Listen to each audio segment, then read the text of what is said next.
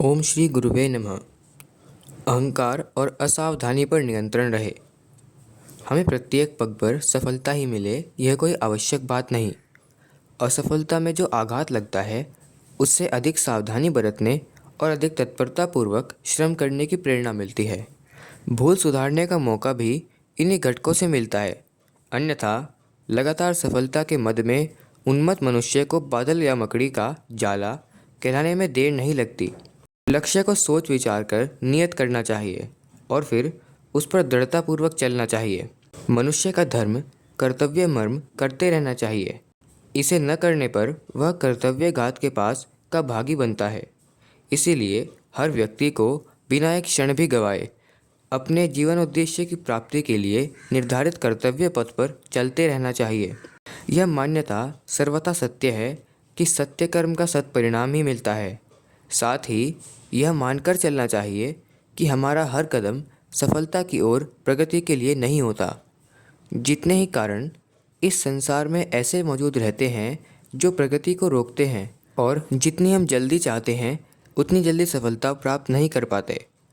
बाधाओं की मंजिलें पार करने में जो लोग अपने धैर्य साहस का परिचय देते हैं, घबराते और असंतुलित नहीं होते, वे ही दृढ़ चरित्र और स्वस्थ मानस कहला सकने के अधिकारी होते हैं। धैर्य और साहस ही मनुष्य की सबसे बड़ी विशेषता है। असफलता इसी विशेषता को परखने आया करती है, और जो उसकी परीक्षा में उत्तीर्ण होता है उसे इतना मनोबल देकर जाती है जिसके आधार पर उन्नति के उच्च शिखर पर पहुंचा जा सके। हमें सफलता के लिए शक्ति भर प्रयत्न करना चाहिए, पर असफलता के लिए भी जी में गुंजाइश रखनी चाहिए। प्रगति के पथ पर चलने वाले हर व्यक्ति को इस धूप छां का सामना करना ही पड़ता है। हर कदम सफलता से ही भरा मिले ऐसी आशा केवल बल बुद्धि वालों की शोभा देती है, विवेकशीलों को नहीं।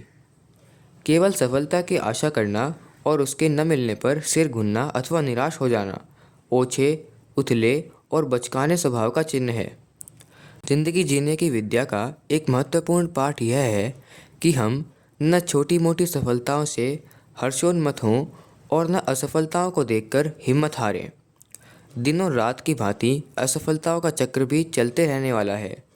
एक ही तरह की वस्तु सदा मिले यह असंभव आशा हमें आरंभ से ही नहीं रखनी चाहिए, और उसका वैसा स्वागत करना चाहिए जैसा कि सायंकालीन संध्या का करते हैं।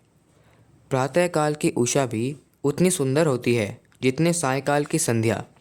सफलताओं में सुख सुविधाओं की जैसी आशा केंद्रित रहती है, वैसे ही आत्म सुधार की धीर वीर बनने की प्रेरणा असफलता में भी सन्निहित है। वस्तुतः ये दोनों आपस में सगी बहनें हैं।